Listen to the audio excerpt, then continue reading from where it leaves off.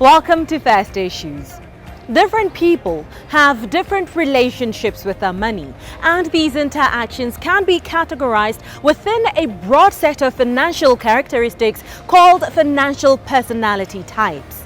According to financial consultant with Money Matters, Edna Dambe, these are broken into impulsive type, which comprises the debtor.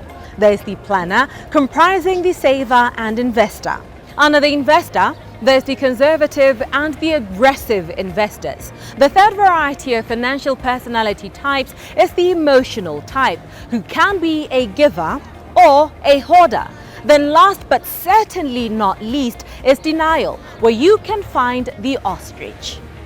Edna says understanding where one falls within these categories is key to addressing some adverse financial behavior to change it so you may be able to achieve your financial and life goals.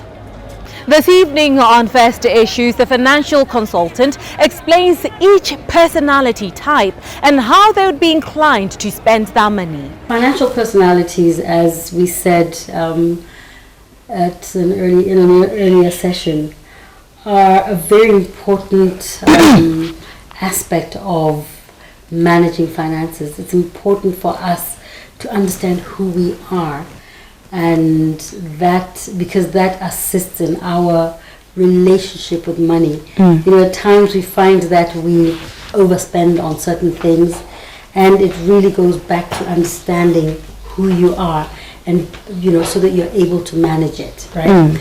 We mentioned the four broad categories of the impulsive, should I say, buyer, right, or spender, right? And these are people who are more reactive than proactive. They see something, they want it, they buy it.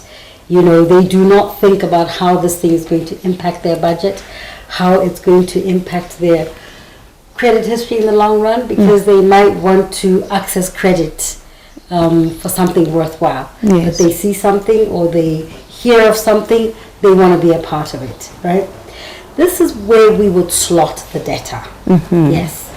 The debtor is someone who borrows for most of their purchases. They will. You see, the way money has been structured over the years is such that it's not that easy to see that you're borrowing. Do you understand?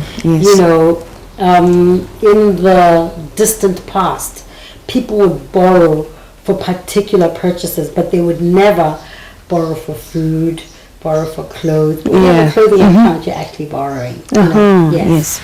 And debtors are people who tend to spend more than they earn.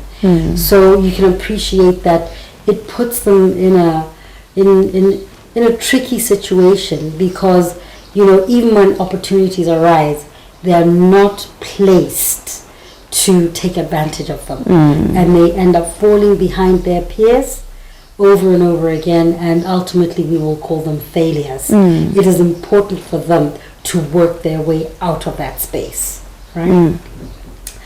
Another category is the planner. Yes.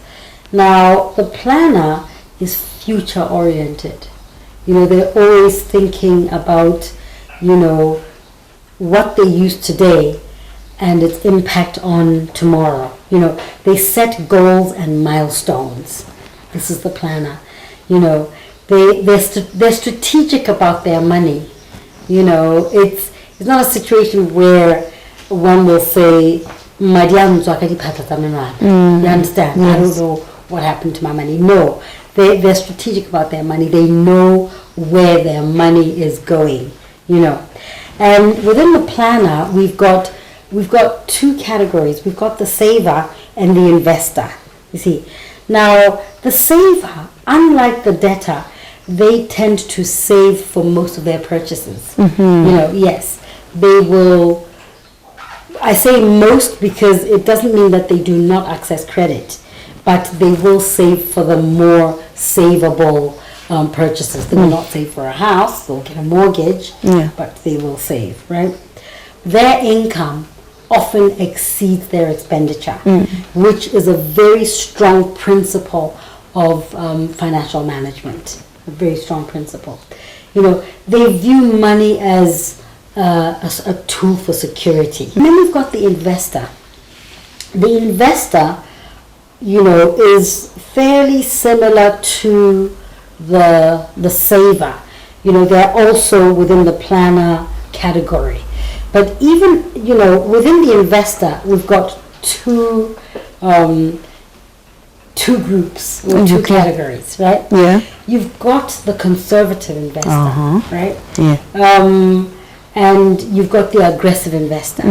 You know, the conservative investor is relatively risk averse. You know, they want to. The conservative investor is very close to the saver. You know, they will be looking at safety rather than returns because they're worried about risk. Yes. So you'll find that they will go into the savings accounts, they will go into, you know, money market, unit trusts, that sort of thing.